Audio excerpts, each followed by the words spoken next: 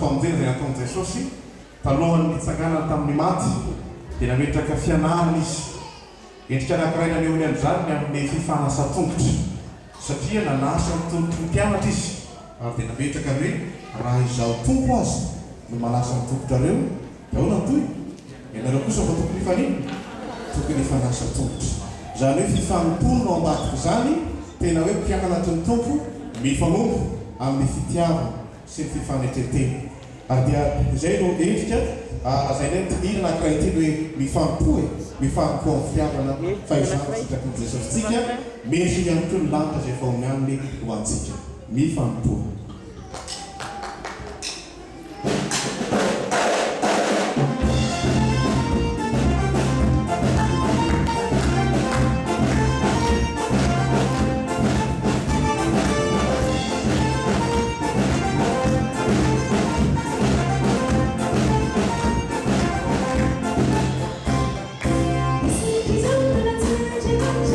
Bye.